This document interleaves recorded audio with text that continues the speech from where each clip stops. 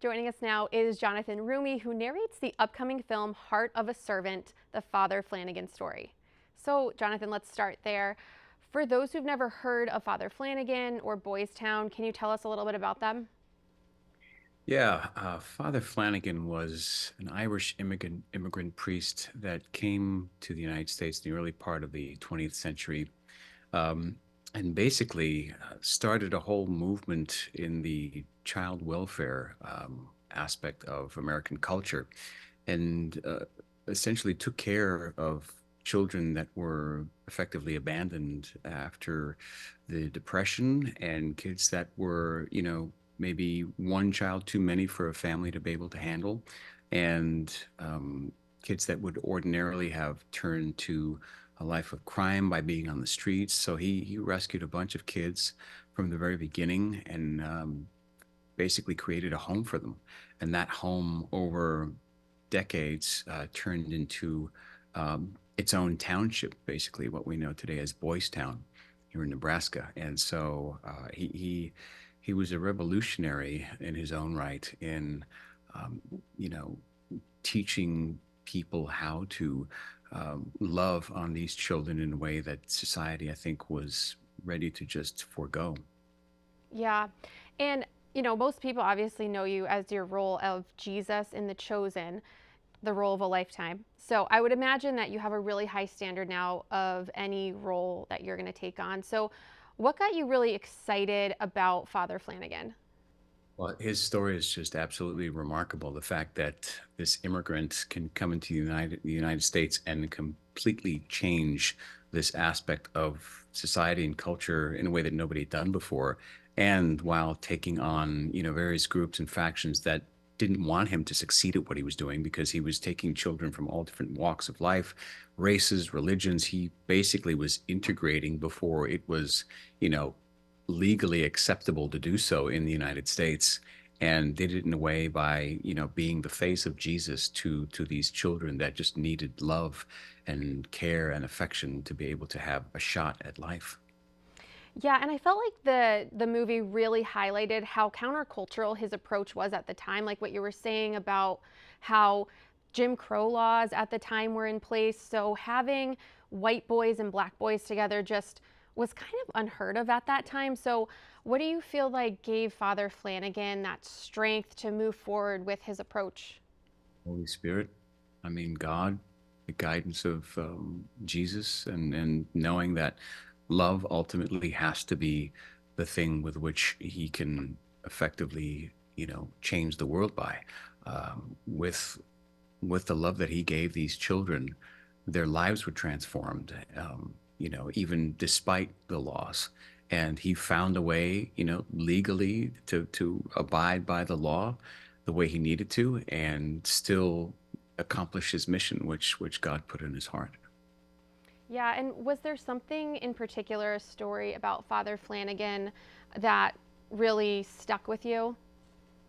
I think the fact that, he basically put the accommodations of the kids above himself, and he had like substandard conditions with which he was living, but as long as the kids were taken care of, like, he was good. Like, that's his mission, and his focus were the children at all times, and he was a living testament to that up until the day he died.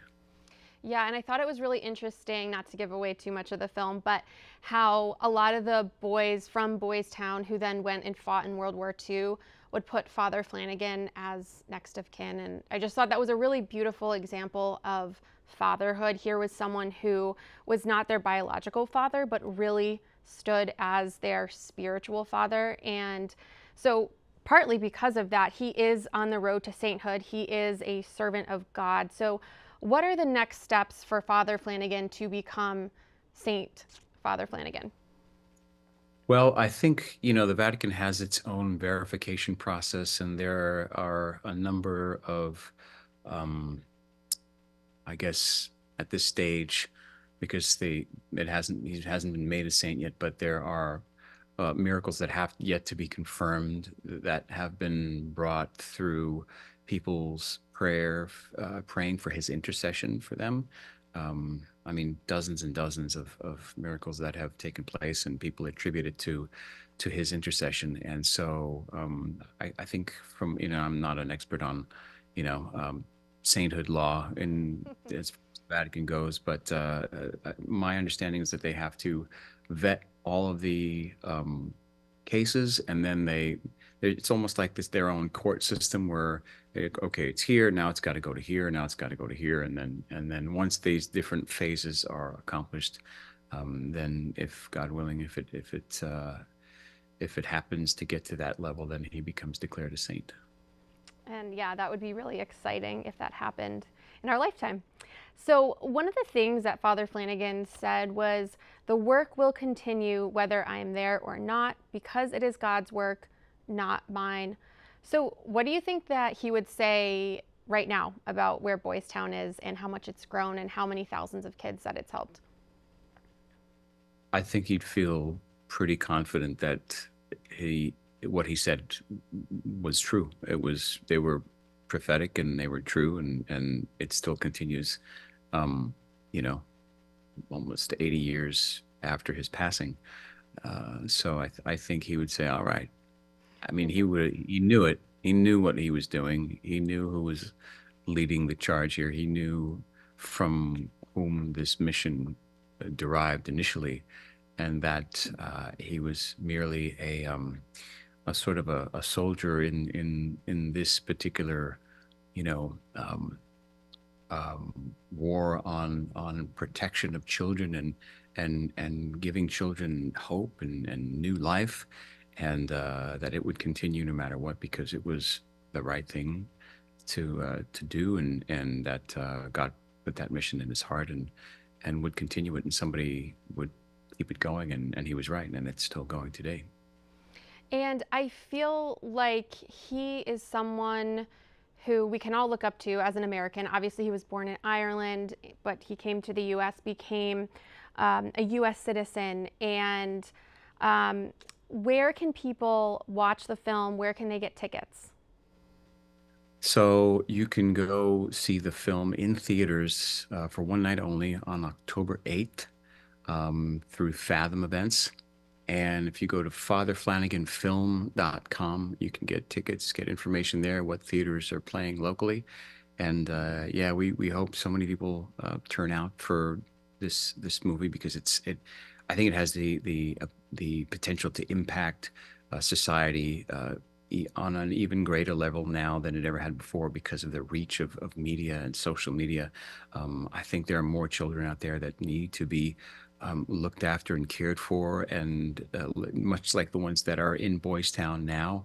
And I think this film has the potential to change so many children's lives that are in need right now.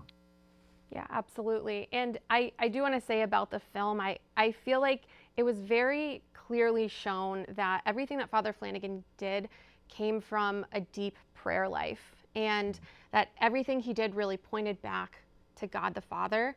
And I just thought it was beautiful how that was shown. But I can't let you go without asking you one question about The Chosen. So I did hear you say in an interview that you describe yourself as an introvert. So I'm curious, now that you've played Jesus for several seasons, would you say that Jesus was an introvert or an extrovert, or maybe a combination of both? Um, I think he defies definition. Um, I think Jesus was whoever he needed to be with whomever he was with at the time he was with them. Um, yeah, I can't really speak to the nature of his predilections towards being crowds or being away from crowds. I do know he needed to get away from crowds, but that he had you know, the most immense heart and compassion for humanity. So, yeah, that's about as good an answer as I can give you on that. No, I appreciate that. You have obviously a very unique perspective on that. And we all appreciate the work you're doing for Heart of a Servant, the story, the Father Flanagan story, and also The Chosen. So, Jonathan, thank you so much. Sure. Appreciate it. Thanks. God bless.